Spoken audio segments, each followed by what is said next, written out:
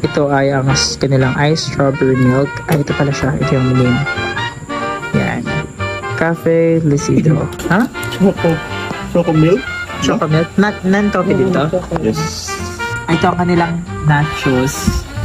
Not for you, not for him. Nachos. Funny, right? Spanish. Spanish. Yeah. Wait lang, dinag-focus. Latte, Spanish. Yung hours divided by Sa... accounts divided by hours. Ito lang. Very Philippine.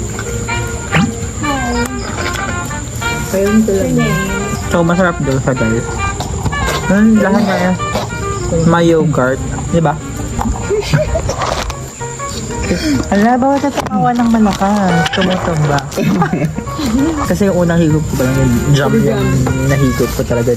Ay, sorry girl. Bawal ka kumuha ng tissue. Kasi na ka-join. Pag wala siyang sriracha, ang strong yung cheese. No?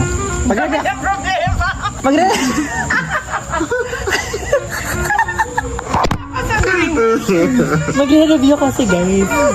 Diba? Asan na yung review dun? Sobrang malasa ng cheese. Kasi yung cheese guys, yung maalat type of cheese. Ganon siyang, diba? Okay. Dapat kapag tumitingin ako sa inyo, oo. Diba?